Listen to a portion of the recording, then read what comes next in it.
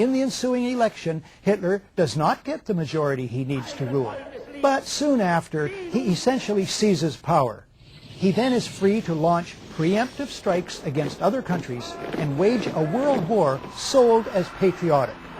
The ultimate result for Germans is calamitous. 600,000 civilians dead, 7.5 million homeless, their country broke and in ruins. The Reichstag fire was a major turning point. Within hours of the planes crashing into the World Trade Center, the Bush White House designates the alleged villains. Within 30 days, the U.S. Constitution and the civil liberties of Americans are weakened by near unanimous passage of the Patriot Act. A war on terror is announced. Within months, preemptive strikes are launched against Afghanistan and Iraq, though no evidence is produced that Iraq took part in 9/11. Dissent in the USA is under fire even as millions in the USA and worldwide oppose the Iraq War. The White House announces that the war on terror, in effect World War, may never end. At least 1,000 Americans are soon to die in Iraq alone. Expenditures mount into the trillions. The so-called war on terrorism justifies the mounting deaths of U.S. soldiers and civilians in Iraq and elsewhere, justifies the little publicized construction of giant new U.S. military bases overseas, and is the basis for the doctrine of preemptive war, contrary to international law and basic morality.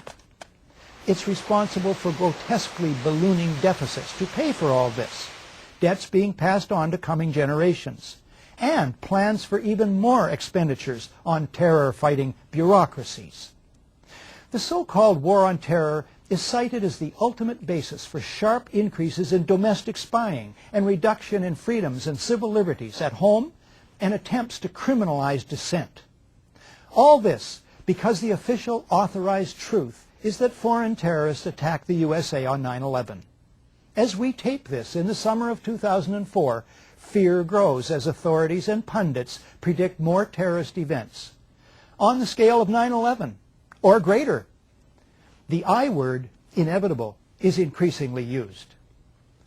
The designated scapegoats of 9/11 gained nothing positive from it. On the other hand, even the hardliners in Washington themselves agree 9/11 boosted their agenda. Who benefits from more of the same? The fear campaign, always resting on the official 9/11 story, looks deliberate. Again, what if the official story of 9/11 is a big lie? You probably don't know, if you're trapped inside the cocoon spun by the North American media industry, that there is in fact widespread skepticism about who was behind 9/11. 30% of Germans, according to reliable polls, think the U.S. government had a hand in it. They remember that big Reichstag deception. This poll done in Canada in May 2004 showed 63% of Canadians think individuals within the U.S. government, including the White House, had prior knowledge of the plans for the events of September 11th and failed to take appropriate action to stop them. In this program, we present some of the accumulating evidence indicating that lying behind the great deception of 9/11 is the great conspiracy of 9/11. But first, more historical context. When we come back, 3 true stories of fake attacks on America. Let's find out about despotism. This man makes it his job to study these things. Well, for one thing, avoid the comfortable idea that the mere form of government can of itself safeguard a nation against despotism. Welcome back to The Great Conspiracy, the 9/11 news special you never saw. If 9/11 is a big lie, a fake attack, an inside job, is it unique? No, quite the reverse. Most war-triggering incidents are great deceptions. The Mexican-American War, the Spanish-American War, the attack on Pearl Harbor, all involved secretly contrived attacks on Americans planned or encouraged by American presidents. The Vietnam War and Desert Storm in 1991 also were triggered by deceptions involving U.S. presidents. If 9/11 is not such a deception, it's an exception to the rule. Most people want peace most of the time. That's a problem for rulers bent on war. History teaches that rulers arranging for their country to be attacked, or appear to be attacked, is the fastest method for these rulers to get their way when they want war. Consider only 3 cases, starting with this book, Body of Secrets. Author James Bamford is a former Washington investigative producer for ABC's World News Tonight with Peter Jennings. I learned of this book on ABC's website. Bamford's information comes from interviews with, for instance, the former dean of the U.S. intelligence community, and from government documents. It takes 80 pages to list Bamford's more than 600 information sources. Here's the story. It's 1962.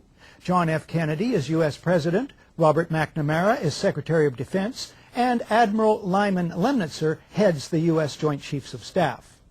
The CIA fails in its illegal Bay of Pigs invasion of Cuba. JFK decides, Bamford writes, to back away from military solutions to the Cuban problem. But Lemnitzer, the CIA, and others at the top remain obsessed with Cuba. Writes Bamford, as the Kennedy brothers appeared to suddenly go soft on Cuba, Lemnitzer could see his opportunity to invade quickly slipping away. Attempts to provoke the Cuban public to revolt seemed dead. Lemnitzer and the other chiefs knew there was only one option left that would ensure their war. They would have to trick the American public and world opinion. Lemnitzer comes up with Operation Northwoods. We could blow up a U.S. ship in Guantanamo Bay and blame Cuba. Casualty lists in U.S. newspapers would cause a helpful wave of national indignation. We could develop a communist Cuban terror campaign in the Miami area, in other Florida cities, and even in Washington. An elaborate variation. Create an exact duplicate for a civil registered aircraft. At a designated time, the duplicate would be loaded with selected passengers, all boarded under carefully prepared aliases. The actual registered aircraft would be converted to a drone, a remotely controlled unmanned aircraft. The destruction of that aircraft will be triggered by radio signal. The Cubans would be blamed. Finally, another variation is described by Bamford. On February the 20th, 1962, John Glenn was to lift off from Cape Canaveral on his historic journey. Lemnitzer proposed that should the rocket explode and kill Glenn, the objective is to provide irrevocable proof that the fault lies with Cuba by manufacturing various pieces of evidence which would prove electronic interference on the part of the Cubans. Thus, Bamford notes, as NASA prepared to send the first American into space, the Joint Chiefs of Staff were preparing to use John Glenn's possible death as a pretext to launch a war. The Operation Northwoods plan shows the Pentagon was capable, according to Bamford, of launching a secret and bloody war of terrorism against their own country in order to trick the American public into supporting a war on Cuba. In light of this, does Pentagon complicity in the events of September 11th sound entirely far-fetched? Now, fast forward just 2 years from Operation Northwoods to August 2nd, 1964. In the Gulf of Tonkin, North Vietnamese torpedo boats attack the U.S. destroyer Maddox. The Associated Press story, for some reason, is datelined Pearl Harbor. The lead. 3 PT boats, identified by Secretary of State Dean Rusk as North Vietnamese, attacked. Later, a second U.S. destroyer is attacked, according to news reports. Although no U.S. sailor suffers a scratch, the American public is outraged. President Lyndon Johnson goes on television to ask the country to support war action. 2 days later, the Tonkin Gulf Resolution is approved by the U.S. House of Representatives unanimously, then by the Senate 88-2. The resolution becomes the entire justification for the United States war against Vietnam. Before that's over, 58,000 American soldiers and 3 million Vietnamese die.